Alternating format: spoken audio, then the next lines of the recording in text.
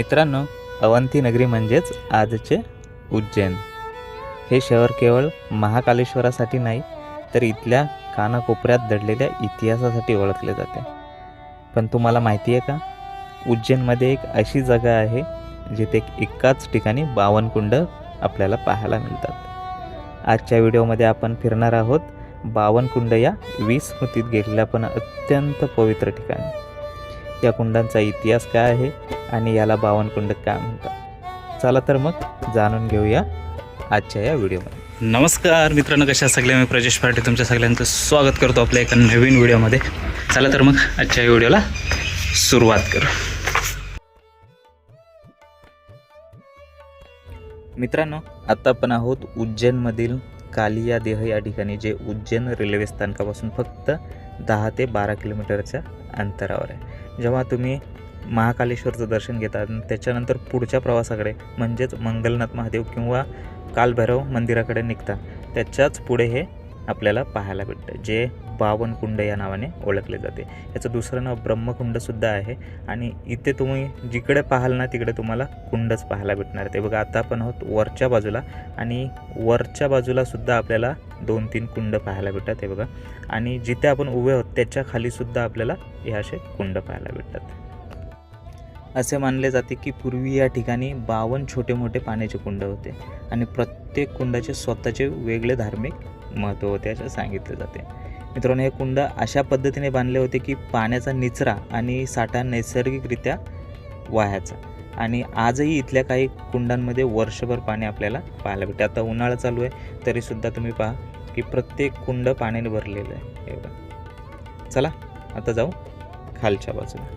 तुम्हाला जर इथपर्यंत यायचं असेल तर उज्जैन रेल्वे स्थानकापासून फक्त 10 ते 12 किलोमीटरच्या अंतरावर हे ठिकाण आहे. आणि जर तुम्ही ई रिक्षा करून आलात तर 4 माणसं एका रिक्षामध्ये बसतात.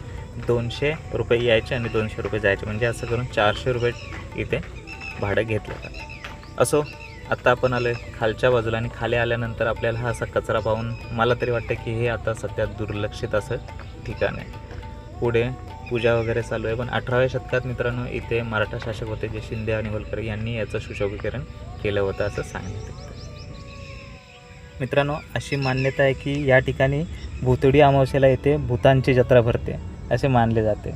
या दिवशी या ठिकाणी स्नान केल्याने शारीरिक आणि मानसिक बाधा दूर होतात अशी भाविकांची श्रद्धा आहे. आत्ता आपण जिथे उभं आहोत ना ते 52 कुंडामधील मधोमध असलेलं हे ठिकाण आहे. आणि इथे आपल्याला एक छोटीशी शंकराची पिंड पाहायला भेटते आणि दुसरं म्हणजे याच्याच समोरच्या बाजूला एक छोटासा नंदीची मूर्ती पाहायला भेटते. हे बघा मित्रांनो, हे ठिकाण एवढं पवित्र आहे की तुमच्या अंगामध्ये असलेली जी काही निगेटिव्ह पॉवर आहे ती या ठिकाणी जर स्नान केलं तुम्ही तर ती पूर्णपणे निघून जाते असं मान्यता आहे. तसेच जर तुम्ही सर्व पितृ अमावस्येला जर इथे स्नान केले तर ते अतिशय पवित्र आहे असं सांगितलं जातं. ते बघा, इथून बाहेर आल्यानंतर आपल्याला हे कोरीव काम पाहायला भेटतं जे पाणी वाहण्यासाठी आहे. म्हणजेच एका तलावातून दुसऱ्या तलावात जाण्यासाठी ह्या पद्धतीने पाणी वाहून जातं असं बनवण्यात आलं आहे. बघा, प्रत्येक ठिकाणी तुम्हाला असे नक्षीकाम केलेलं पाहायला भेटेल. म्हणजेच प्रत्येक तलावातून समोरच्या तलावात जाण्यासाठी हे असं बनवण्यात आलं आहे. मित्रांनो, हे जेवढं काय बनवण्यात आलं आहे ना हे शिप्रा नदीच्या काठावर बनवण्यात आलं त्यावेळी. आत्ता आपल्याला फक्त हे तलावच पाहायला भेटतात, पण इथून फक्त हाकेच्या अंतरावर मागच्या बाजूला आपल्याला नदीचा प्रवाह एक पाहायला भेटतो. त्यातील एक प्रवाह पावसाळी पूर्ण ह्या तलावातून पुढच्या बाजूला जातो. म्हणजे तलाव भरतात त्याच्यासुद्धा पुढे नदीचा पात्र गेलेला आहे, तो पुन्हा जाऊन शिप्रा नदीला मिळतो. असं सांगितलं की इथे नैसर्गिक झरेसुद्धा आहेत या तलावामध्ये, त्याच्याने सुद्धा हे कुंड भरले जातात. बघा, समोर इथे विधी चाललेल्या आहेत काही लोकांच्या, पण मला ते दाखवायचं नव्हतं म्हणून मी त्यांना अजिबात दाखवलं नाही. कारण की मी त्याच बाजूने इथपर्यंत आलो होतो, पण मी त्यांचं व्हिडिओमध्ये अजिबात म्हणजे फेस दाखवण्याचा प्रयत्न केला नाही. अशी भरपूर लोक येतात, पण आत्ता सध्या आपल्याला ती काही 2-3 फॅमिलीज इथे पाहायला भेटलेत. असो, चला आता जाऊ पुढच्या बाजूला. बघा, हे 2 तलाव मोठी आहेत आणि याच्यापेक्षा मोठी तलावं आपल्याला शेवटला पाहायला भेटतील. पूर्ण एरिया हा काही ना काही वास्तूने बनवण्यात आला होता. हे बघा, समोरसुद्धा काही वास्तू आहेत जे काही पडीक अवस्थेत आहेत. आत्ता सध्या दुर्लक्षित असल्यासारखंच वाटतं कारण की कचरा वगैरे भरपूर आहे या ठिकाणी. पण मित्रांनो एवढं भारी आहे ना ठिकाण की तुम्ही विचार करू शकत नाही की त्यावेळीसुद्धा एवढं प्लॅनिंगने हे ठिकाण बनवण्यात आलं होतं. एवढे 52 तलाव एका ठिकाणी कुंड, आणि दुसरं म्हणजे त्याच्या मधोमध अशा ह्या छोट्या मोठ्या वास्तू बनवण्यात आल्या होत्या. हे बघा, ही एक वास्तू आहे ज्याला 4 दरवाजे आहेत आणि आतमध्ये आपल्याला देवळीसुद्धा पाहायला भेटते. थोडाफार कचरा जर इथला कमी झाला ना तर तुम्हाला अतिशय सुंदर वास्तू आत्तासुद्धा पाहायला भेटेल जी त्यावेळी बनवण्यात आली होती. मित्रांनो हे इथला सर्वात मोठा हा कुंड आहे आणि याच्या बाजूलासुद्धा दुसरा सर्वात मोठा कुंड आहे. आणि हा जो पूल दिसतोय ना हा शिप्रा नदीवरती बनवण्यात आला होता आणि याच पुलाच्या खालून ह्या कुंडांमध्ये पाणी पास होत होतं.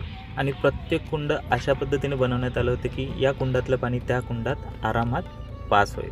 मी तुम्हाला पुढे दाखवणारच आहे आणि पहिलंसुद्धा दाखवलं होतं. हे बघा, हा एक छोटा कुंड आहे आणि त्याच्यामध्ये मोठ्या तलावातून पाणी कसं येतं ते बघा. असे मार्ग बनवण्यात आले ते पाणी पास होण्यासाठी.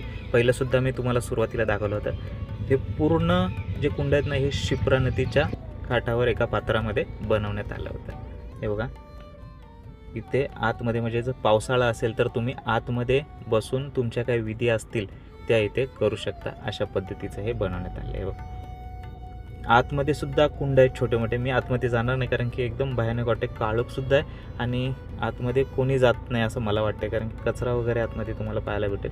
हा बघा, हा एक कुंड इथे आहे आणि आतमध्ये सुद्धा भरपूर असे कुंड आहेत जे 52 कुंडांमध्ये मोजले जातात. हे बघा, आता सध्या काळोख आहे आणि दुसरं कोणी नाही माझ्याशिवाय या ठिकाणी. जे जिथे विधी चालू आहेत ना तीच लोकं, पण ती बाहेरच्या बाजूला आहे जे आपल्याला सुरुवातीला पाहायला भेटली होती. पण मी त्यांची व्हिडिओ बनवली नाही, पुन्हा एकदा सांगते.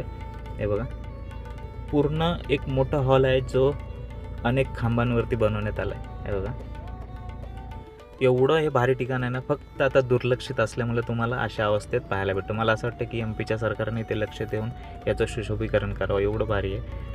आतमध्ये सुद्धा हे बघा तलाव आहेत. इथे सुद्धा त्यावेळी काय विधी असतील त्या केल्या जात होत्या असं सांगण्यात येतं. असो, आता आपण आहोत व्हिडिओच्या शेवटला आणि तुम्हाला पुन्हा एकदा सांगतो की तुम्ही इथपर्यंत कसे येऊ शकता. तुमचं जर उज्जैनच्या महाकालेश्वरचं दर्शन झालं असेल आणि तुम्ही पुढच्या बाजूला म्हणजेच मंगलनाथ महादेव आणि दुसरं म्हणजे कालभैरवाच्या मंदिराकडे निघाला असाल तर तिथून फक्त 5 किलोमीटरच्या अंतरावर हे ठिकाण आहे. असो मित्रांनो, आता आपलं 52 कुंड हे ठिकाण पाहून झालेलं आहे आणि आपण निघालेलो आहोत केडी महल म्हणजेच कालिया देह हवेली पाहण्यासाठी. मित्रांनो, ह्या व्हिडिओमध्ये मी जर ह्या ठिकाणाचा चुकूनही चुकीचा उच्चार किंवा चुकूनही चुकीची माहिती तुमच्यापर्यंत पोहोचवली असेल तर मी खरंच दिलगिरी व्यक्त करतो. माझा कोणताही असा उद्देश नव्हता की तुम्हाला चुकीची माहिती द्यावी म्हणून. चला मित्रांनो, ही छोटीशी व्हिडिओ तुम्हाला कशी वाटली मला नक्की सांगा. उज्जैनला आलेलो तर बोललो चला हे सुद्धा आपण बघून येऊ. चला आता भेटू पुढच्या व्हिडिओमध्ये. तोपर्यंत सगळ्यांना बाय बाय, धन्यवाद.